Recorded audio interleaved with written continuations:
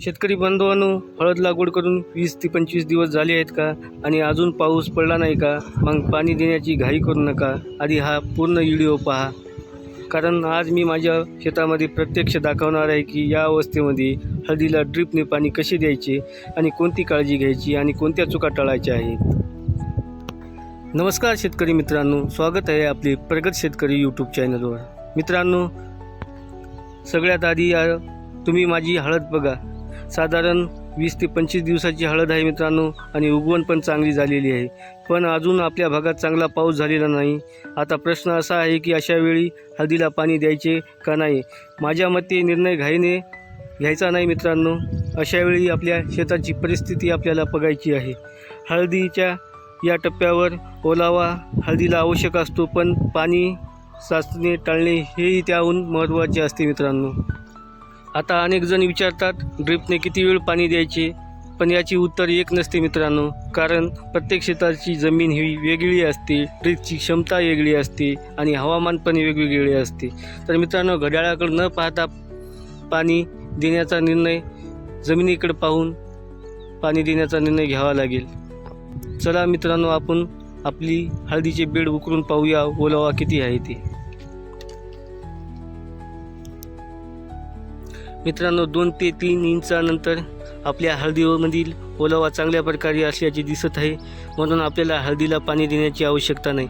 जर मित्रांनो बेडमधील ओलावा कमी किंवा माती कोरडी वाटली असली तर आपल्याला परिस्थितीनुसार योग्य प्रमाणात पाणी देण्याचा निर्णय घ्यावा लागला असता. आता आणखी एक महत्त्वाची गोष्ट मित्रांनो, काळ्या जमिनीत ओलावा जास्त टिकत असतो, तर मुरमाड आणि हलक्या जमिनीमध्ये ओलावा कमी टिकत असतो. म्हणून प्रत्येकाने आपल्या जमिनीची प्रत पाहून पाणी देण्याचा निर्णय घ्यावा.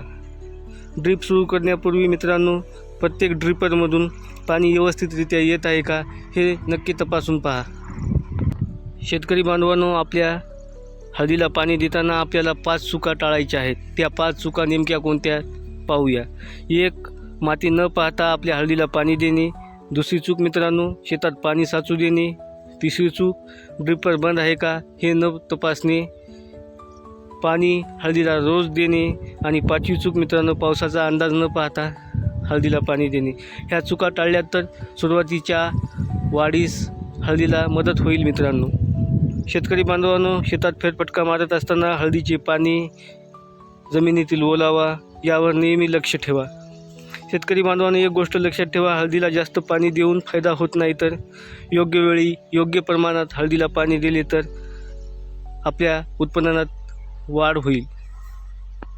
तर शेतकरी बांधवांनो, आपल्या भागात पाऊस झाला आहे का? आपण हळदीला ड्रिपने पाणी दिले का? हे आम्हाला कमेंट करून नक्की सांगा. आमचा व्हिडिओ आवडला असल्यास लाईक करा, शेअर करा आणि आमचे प्रगत शेतकरी यूट्यूब चॅनल सबस्क्राईब करून बेल आयकॉन दाबायला विसरू नका. आपल्या सर्वांचे धन्यवाद. जय जवान, जय किसान.